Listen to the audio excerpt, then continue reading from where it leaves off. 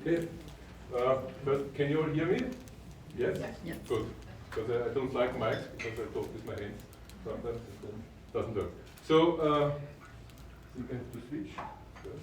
I leave this to you.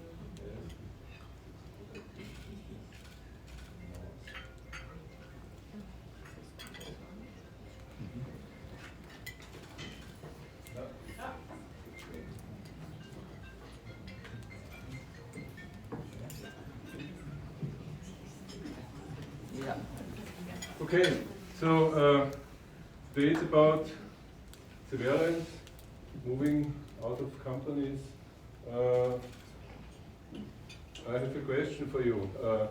Who did restructure and who had to deliver these notification messages and do this? Who has this experience? Okay. Who was on the receiving side and got the message? Okay, so I think there's a lot of experience already here in the room. Why?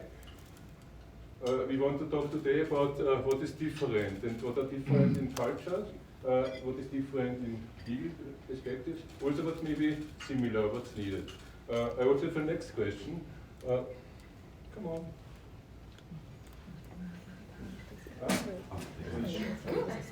It's a very cool slide, so I just saw it.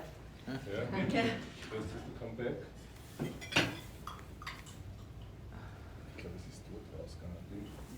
Out here, aus der Beamer. Die Beamer ist draußen. Yes. Okay, good. So, you have to be careful with these cables. So, I'll go to the other side. Touch them. So, if you think about severance, who thinks about him? Who thinks about Up in the Air? You know this movie? Sure. Yeah? So, this is how it's sometimes done in the US, and George will be back later. It's the way to do it. It's not how it's done in Austria. They are not. Sometimes we are asked if you could do the Clooney. Actually, we don't do that because the other way is better, and I'll let you know why. When it comes to restructuring, there are so many reasons what can happen. And we all, if you work in global companies, you have this transformation, there's a new business model, like I know in the 2013, 2015, IBM exchanged half of their positions. They needed new people and was not the right skill sets available, so they turned this around. It made sense for them. You have a global restructuring. You have a portfolio that you don't like. Sometimes they come from pharma, sometimes a certain focus is not there anymore, and you just shut down a therapy area and you focus on something else. Or you spin it off, for example. You make a merger and acquisition. Also there, synergies appear, and synergies means I can save some positions sometimes. You may find out that you have a production and it's much easier to produce in China. So you move it. Very easy. If you are in corporate and if you do strategy, these are boxes. And you move positions and it's very easy to do this. But we never have to forget that behind the boxes there are always people. And each of them has a fate, has a life, has a family, and they're impacted. And for them, it's not so easy to live with this decision, and it's only fair to help them. So, what should we look at from the legal point of view? And watch the cable. Yeah. Thank you very much. So I will continue now from the legal perspective. This is a very big and broad topic. So the way I will do it in the short time that I have here is to give some examples. I'm an Austrian lawyer, so I can only give you on a professional level the Austrian legal side. I have a lot of clients based in the US, so I know something, but of course it's very different. So this is the first main point I want to make. Austrian employment law is very different from US employment law. And within US, as you might know, there are a lot of differences, but the mindset is completely different. And this is very important to know, because otherwise you will make mistakes when you have to give a notice of termination and you don't respect and recognize the Austrian legal provisions, and there are a lot of them. So it's very important to ask a lawyer, to ask your inside counsel, to ask your HR person internally before you give notice. Because once you gave notice, and that's also a very important thing to know, you can't take it back. So then the employee has the right to go to court, to ask for claims, to do it. Can do many steps, this person. So it's very important to be prepared for this. Before this, I was already introduced. Thank you very much. So I will skip this slide. KWR, just to give you a brief overview, is a full service law firm. We are 70 people in total. We cover all areas of business law, and I'm heading the employment law and data protection team. So also a very interesting topic, but we will not cover it today. We have 10 partners, 7 junior partners, 1 on counsel, and 30 other lawyers, and of course the administrative personnel. And we have best friends, so we are in 2 networks. Basically, we don't have an exclusive network, but we are working with 2 different networks, and both of them are also having also law firms in the US. So if you have a request covering both Austrian law and US law, we will cooperate with our partners, unless you have your own partner law firms. Here you have an overview on the areas we are covering. So you see that it's basically all historically we come from construction law. Dr. Karasek, some of you might know him, is a construction lawyer, but by time the law firm grew, and we are covering all the areas. So as I said, I wanted to cover some areas by just giving brief examples. So the first one would be Ms. Müller informed me that she's pregnant. How do I get rid of her? This is a question I am asked very often. And due to the fact that Austrian labor law is very protective on everything connected to parenthood, I understand. I understand when somebody asks me this question, because what is going on in the mind of an employer who knows a little bit about Austrian protection against termination knows that until the 7th birthday of the child, it's going to be very hard to terminate this person. So it's not that I like these questions, but just to give you the honest answer, I do understand them. But it's not the right question. Yeah? So the right question would be, okay, she's pregnant. What are my next options? What can I do? What rights does the employee have? What rights does the employer have? And the idea of Austrian law, of course, is not to make a termination, but to find a solution on how, although there is this pregnancy, the employment relationship can still continue. And apart from pregnancy, which is something that only women can have, if this is the correct term, the other protection, so once the parent can go on parental leave, Karenz, or can take parental part-time, Elternteilzeit, this is up for both men and women. This is very important to know, I think, because you could say that at least for women there is a natural age when this problem will stop, but for men there's not. And I've recently had a 55-year-old manager in a company, and he informed his boss that he will take parental part-time because his younger wife got a new child. And I said, good, now we have an example that it's also men. So what I want to point out, it's not an option not to hire female employees as long as they can have babies, because Austrian law protects in this way both fathers and mothers. So this is a very important thing to know once you are informed about the pregnancy of an employee or a parenthood. Then certain rights will apply to this employee, and you have to be very careful. And Austrian law is very strict, also in regards to parental part-time. something which doesn't even exist in US law, and basically means that an employee can request to work part-time until the 7th birthday of the child, which is sometimes can be stress for the company because they have to find somebody who can go for it. But the question how to terminate such a person is definitely not the right one. You can still do it, of course, but you will end before court. Austrian employees enjoy protection by the Chamber of Labor, the Arbeiterkammer. They get very good and for free legal advice there, and the Chamber of Labor also assists them before court.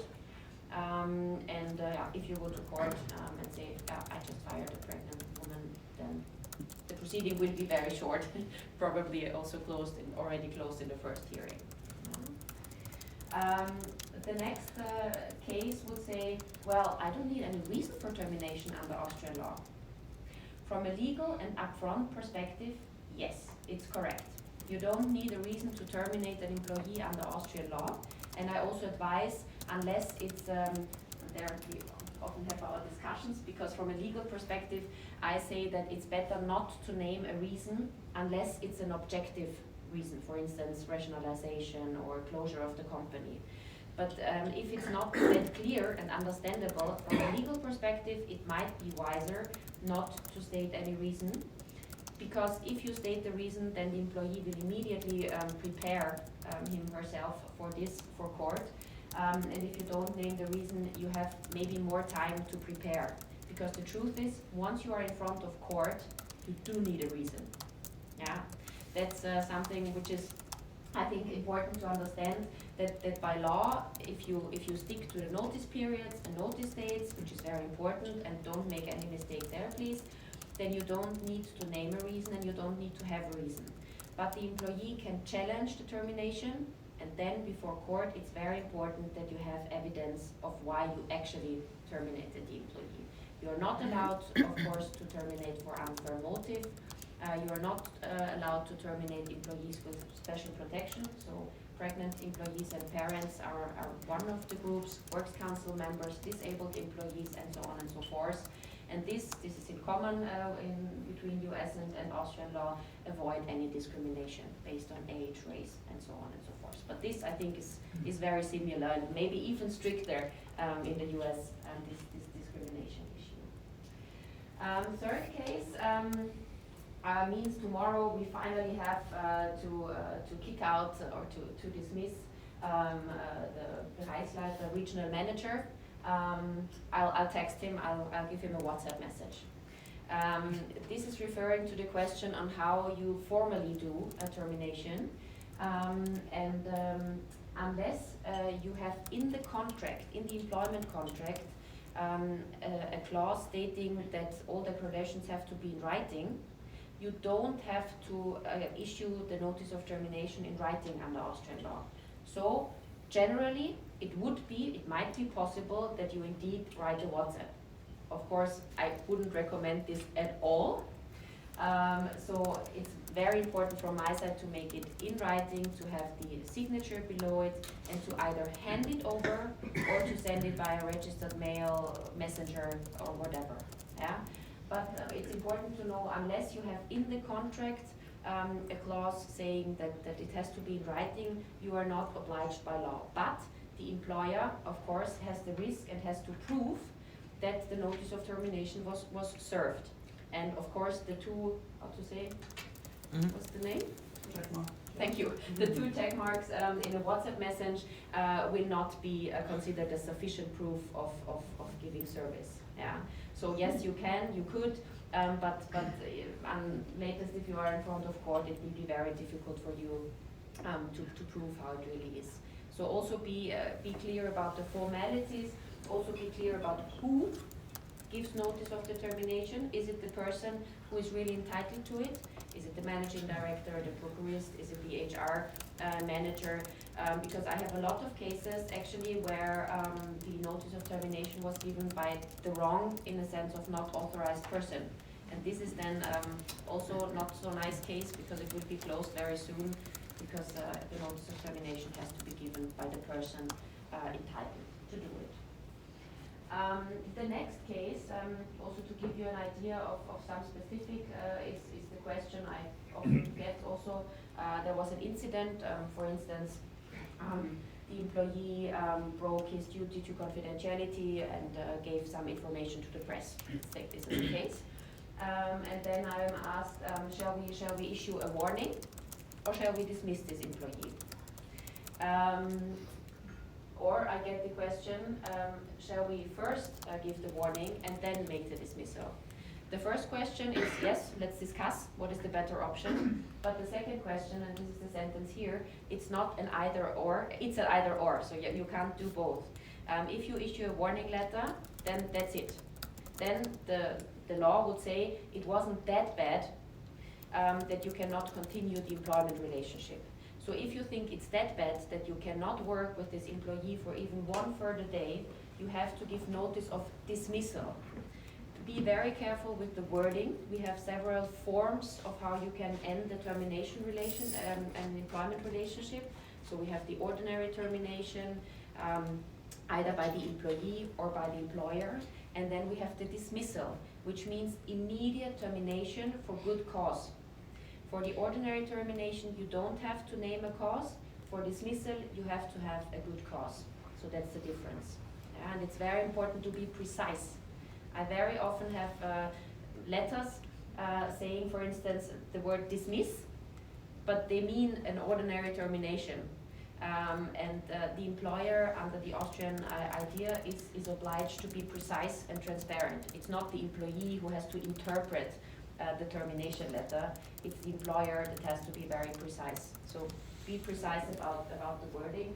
And if you have a good cause, so if something really severe happened, you have to very quickly think about whether you want to do nothing or issue a warning letter, give notice of termination, offer a mutual agreement, dismiss. But you have to be precise and you have to have a clear way, unless it's not going to work. Yeah. So if you just go into the meeting and say, let's talk to the employee, see what happens, then it will be very difficult. If you have enough information, of course, first you have to gather the information. Yeah, that's clear. Okay. Next one is on the issue on the Works Council. This is something very special under Austrian law. It's the same under German law and other jurisdictions, but very special to, I'd say, difference between Europe and US. That in Austria, a Works Council can be founded if there are at least 5 employees, 5 permanent employees, excluding the executive employees, but still, it's a very, very small number.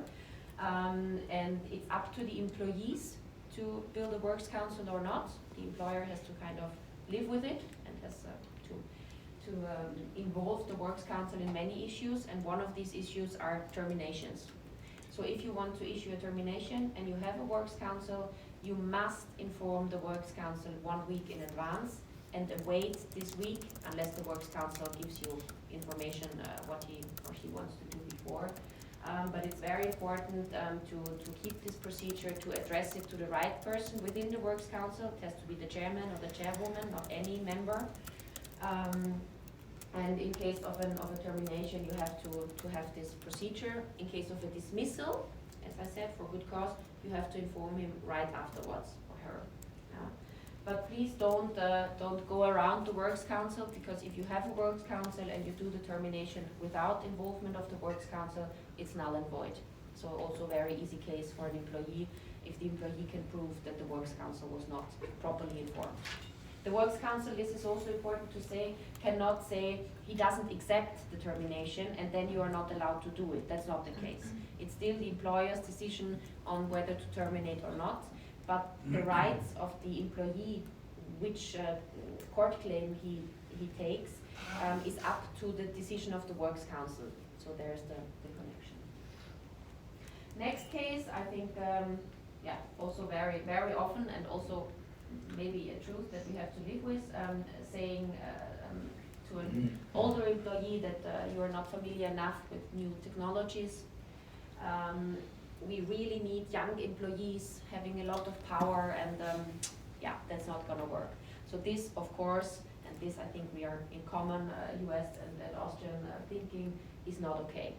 So you're not allowed to to terminate an employee because of age. Of course, you are not saying we are terminating you because of your age, but you are doing it indirect. Yeah, so this of course is not allowed. And really be careful about this, because understandably an employee will ask, why are you terminating me? What's wrong? I don't get it, I don't understand it.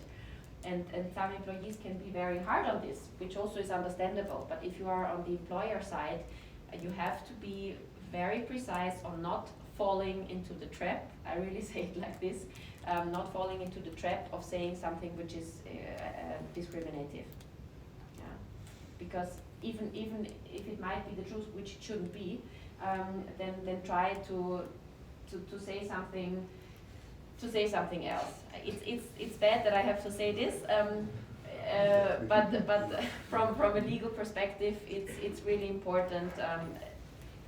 You can also decide to be very clear on it and say it straightforward, but then you have to know that most likely you will then have a case because of discrimination.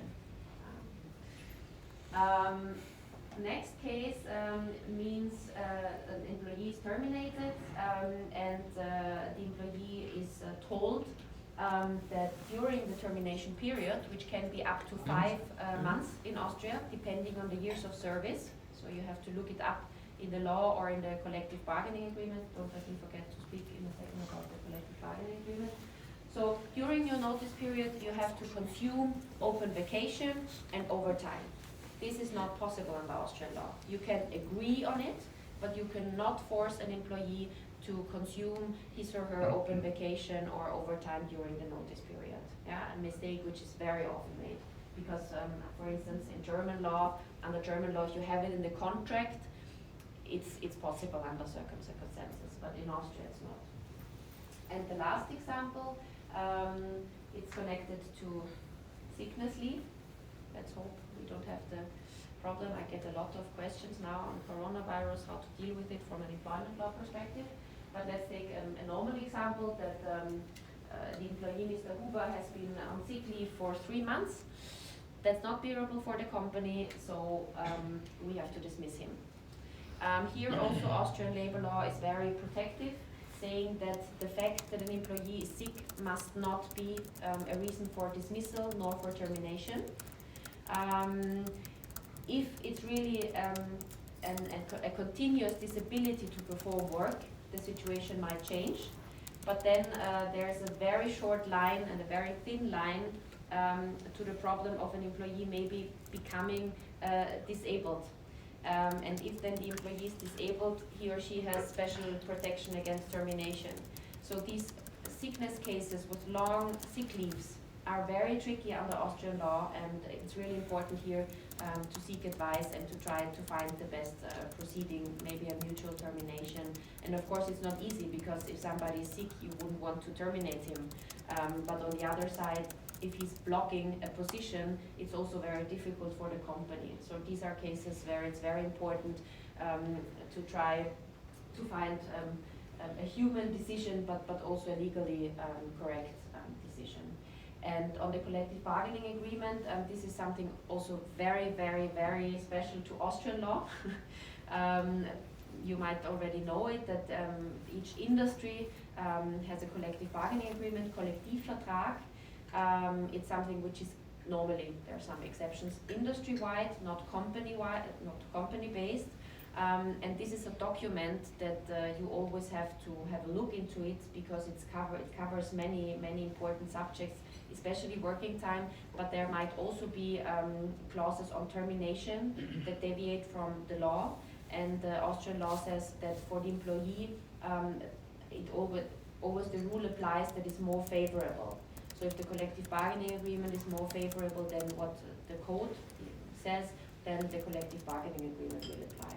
So please also take this into account when making or considering a termination. So it's my turn again. You will be here for questions, of course, and I'm pretty sure there are some. Now let's look at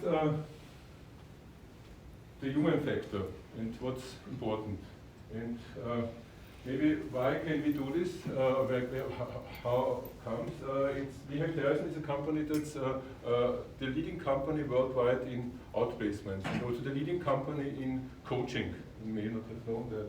We are in more than 70 countries, more than 400 offices, more than 3,000 consultants and coaches around the world, and 400,000 candidates every year, and almost 8,000 companies that work with us globally. In Austria, we're not that big, but we are doing this since a long, long time, since more than 30 years. Our company has been founded with DBM, and there was a merger with DBM and Termination, and now we are part of their group. We have, in this time, we had 3,500 people and helped them to find the next right position, and we are working with more than 900 companies, and our success rate is up to 97%. So this, what we are doing is really helpful and works. But before you can get an outplacement, you have to do termination, or termination may happen. And what are the differences? Already, as Dr. Martin said, there's a difference in mentality. US people are direct, straightforward. They are used to very short notification times. Normally it's 2 weeks notice. Yeah? And if you are on an expat package, for example, and I've seen that, and you're in the US and you get notice, and you have no green card, this means you have to go out of the country within 2 weeks. This is not so nice, yeah? But could happen. So make sure when you go on a assignment that you have an expat package or an expat contract, and don't switch to a local one, because that may not be so good. They don't know, or they know unions, of course, but you don't have a workers' council normally, and they don't know this function. So I had once a boss who gave me a call and said, well, we have to close the Munich office, and there's another position in your team we have to cut. And I told him, well, but this is the Betriebsrat. And he said, I don't care. And I said, but you cannot terminate him. He said, I don't care, now it's your problem. The thing is, I left the company now 7 years ago. This guy is still the workers' council and still there. So it was not possible. Maybe the offer was not good enough, but you can try it, but you cannot kick out the Betriebsrat. In the US, there's no IMS. So this means they have to take care of their employees themselves. And employer branding is very important. Therefore, they do this, and they offer support. And outplacement and career transition services are in the United States is a commodity. They get it. There are different companies, and it's available to many people. Here in Austria it's not. So what is important? And these are the commonalities. When it comes to termination, you have to realize that this is, and if it's a restructure, even worse, this is a situation where there's a crisis anyway in the company. And people are scared, yeah? And they look at what's happening. Yeah? And so therefore, you have to make sure that you minimize the damage. And this is a termination talk. It's a situation where you can do a lot wrong and you can do a lot right in a very short time. Yeah? And it depends how you treat the people who are there and get the message. And this is never a win-win situation. You have to be clear, this is a win-lose, because this person is losing his job.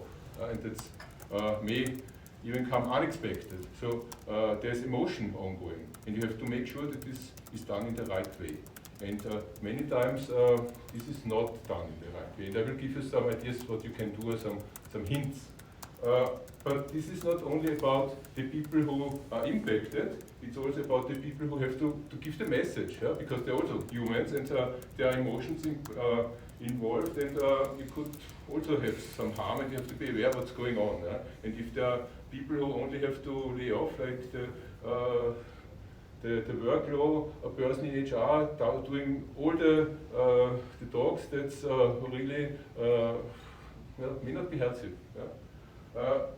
there are people that stay in the company, and there may be many more. So if you just restructure, there are many more people in the company who stay, and you want to keep them motivated, and they have to see that it's taken care of the people who have to go, that they find something else, because they talk, they keep talking, and they see that the company treats them well and fair. And the best thing that could happen is, if there are new positions coming up, that employees who have been laid off apply again to join the company, because they liked it. And it was fair. It was just, situation was not good. And there was a restructure, so we know that, but the company treated me well. So what do you have to consider when you communicate, when you do this discussion, or this, when you give notice? First, it has to be very clear and straightforward, without hurting anybody. No justification, just give the message. Then you have to listen, and that's difficult, because emotions will come, people don't expect it. Maybe, I had a boss once, he was terminated, and he told me, during half of the talk or the discussion, he was thinking he is getting a promotion. Because the manager was dancing around, and he said, oh, you're doing this good and this well, and blah, blah, blah. And he said, oh, super. And then suddenly he listened closely and found out, I'm fired. So that's not good. You have to be very, very clear and make sure that the message gets across. You have to be rational. Also, it can be emotional, but you have to be aware of this. You don't have to, if you give the message, don't let them pull you in. You have to make sure that you understand what's going on. And legally, you should not do mistakes, because it can be expensive and lead to work for you. So you have 4 basic questions that if you do a termination talk, who should do it? When do you do it? Where? And how long does it take? So who does it? Well, not George. It should be the direct line manager. And here's an issue. Normally, HR people know how to work with others. They are the emotional ones. The line managers have no training for this. This is why we also are doing notification training workshops, because they are the ones who have to give the message, and they don't know how to deal with it. And sometimes that's not easy for them. And I myself, I never learned how to do this. I was told these people are impacted, and they gave me the timing when I can say it or not, depending on when the stock market is open or not, or other things, but there was no training for me.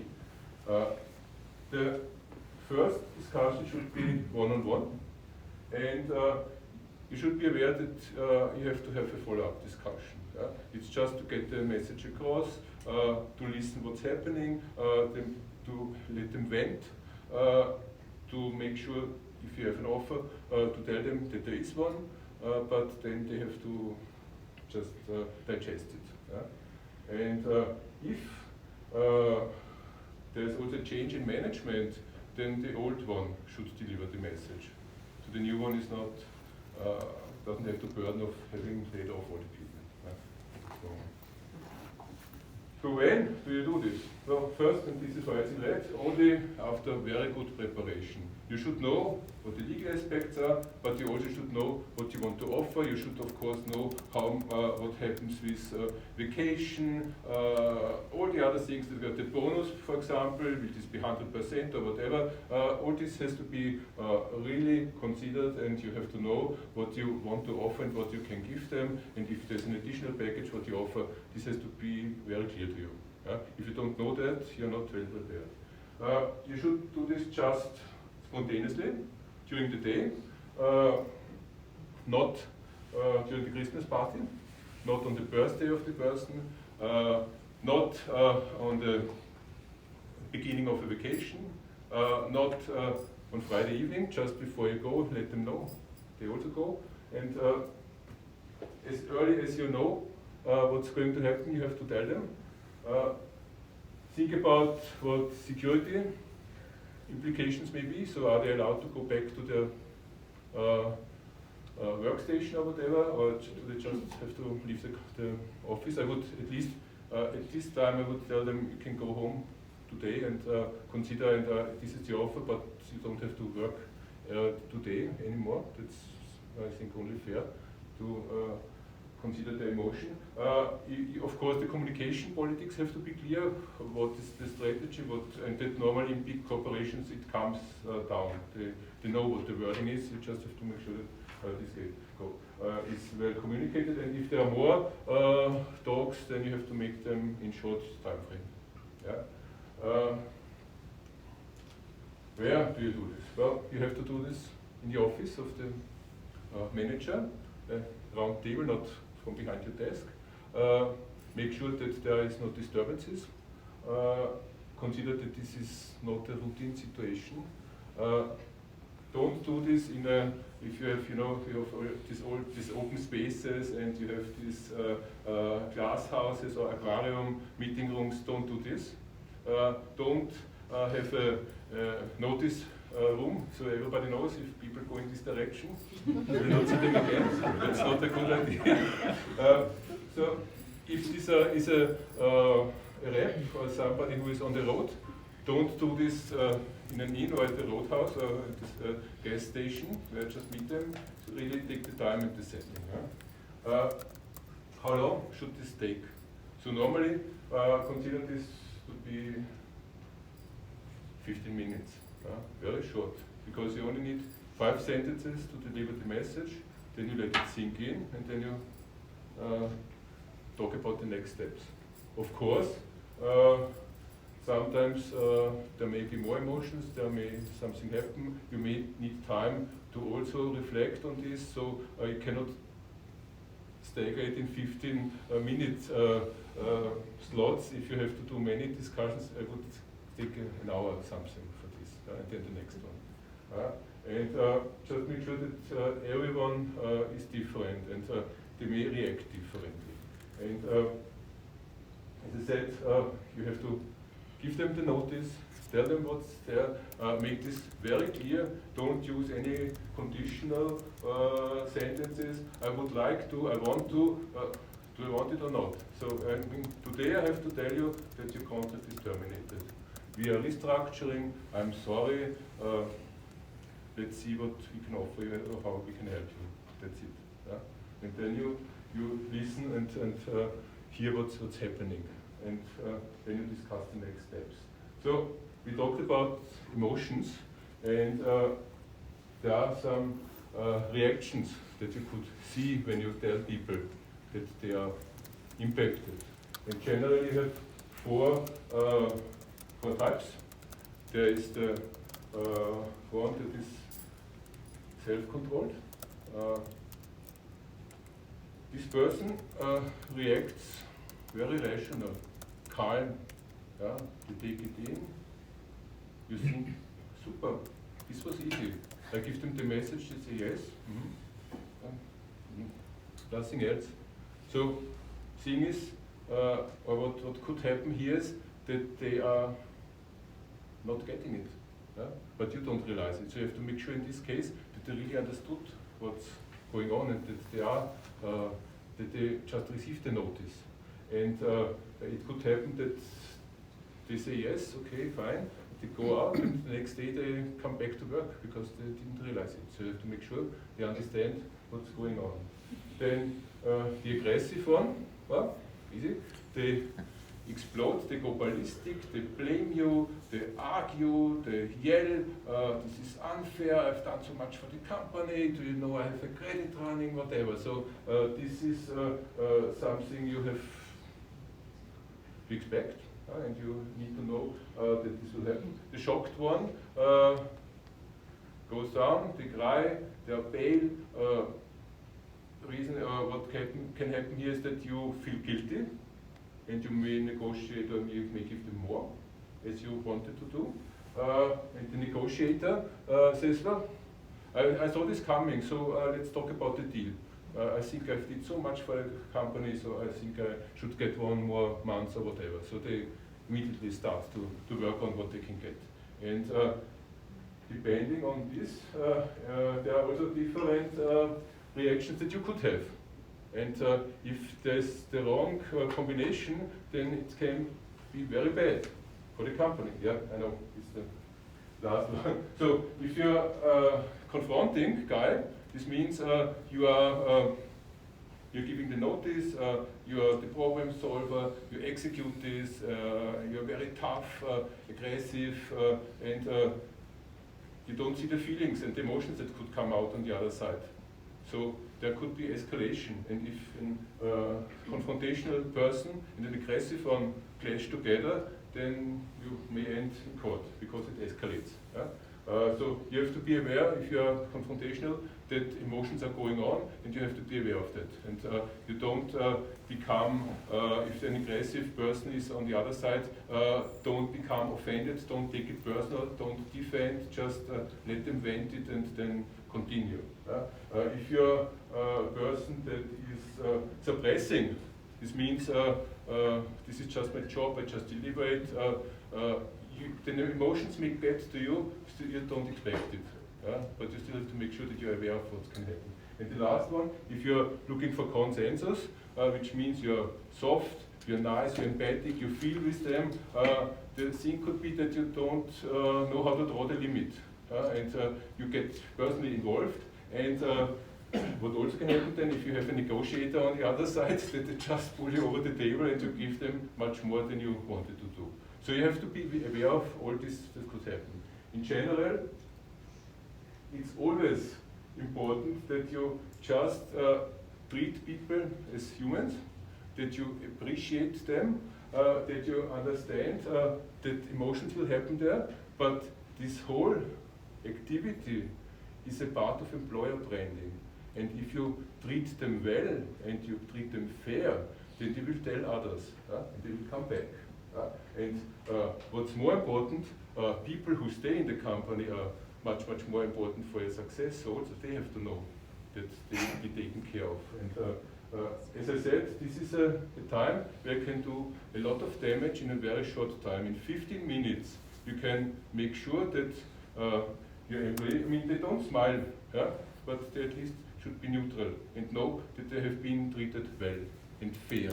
But that's what's important. And we always meet again, and especially in Austria, it's very small, so you may meet twice. Okay, so with this, I just want to make some promotion. We have a member-to-member offer, and we are teaching how to do these things, and there's role plays and all involved, so it's much more, and you can really learn how to do this and train it. The next one, we have a AmCham member-to-member offer, and you get a discount if you want. That's it. So.